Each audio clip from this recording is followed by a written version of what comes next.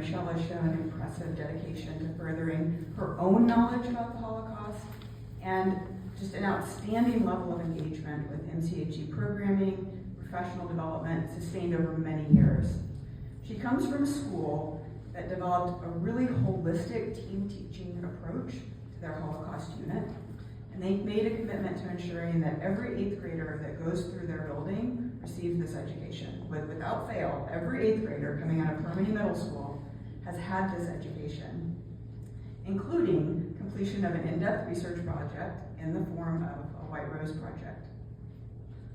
I worked each year with Michelle and Harmony Middle School when I was the Director of Education for MCHE. Teachers came, teachers went, and Michelle was there.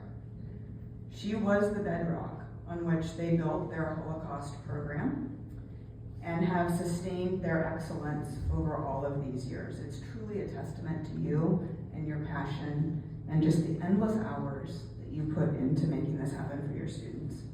So it is truly my honor to present Michelle with this award and to ask her to speak to you.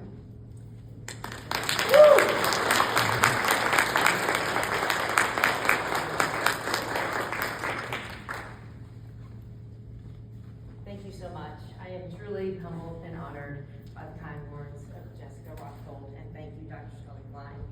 I'd like to thank my nominator in the audience tonight, Robin Kingeter, who actually, without her, quite possibly we would not have been teaching the White Rose at Harmony Middle School for 18 consecutive years. As my partner in year 2, she brought the White Rose to us and opened my eyes to it and helped begin my education on it.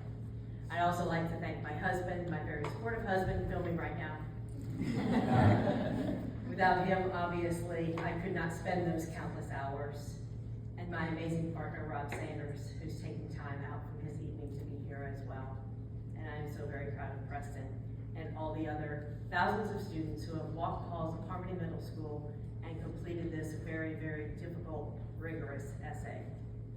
One simple question came in the email when Laura Patton told me of this honor, and it was, could you send me a picture of yourself, or maybe with your kids?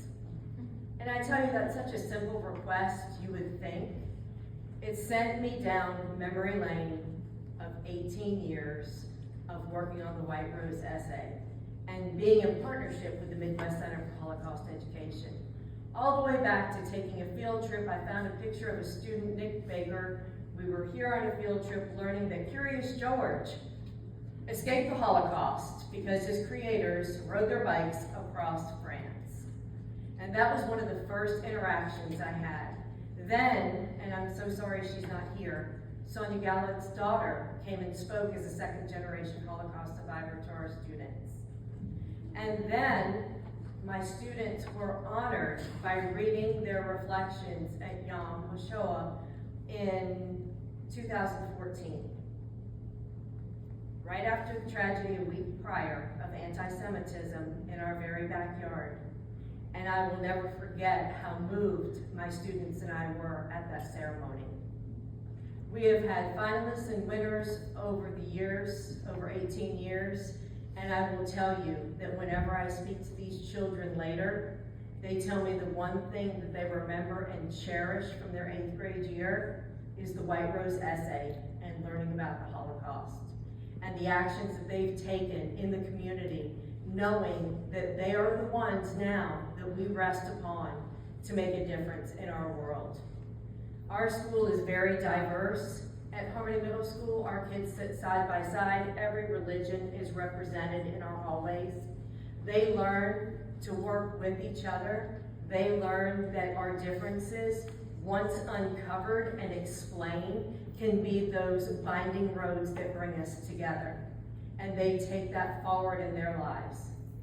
And I think I can say with great certainty that when our Holocaust survivors, like Dr. Judy Jacobs, who is here tonight and has been partnered with our school for 3 years and is a very special woman to me, when we sadly do not have them amongst us to come and talk to our students any longer, those stories will live in our students' hearts and be carried on for generations so that the vision of Isaac Fetterman and Jack Mendelbaum and the Holocaust Center for education will live on for generations.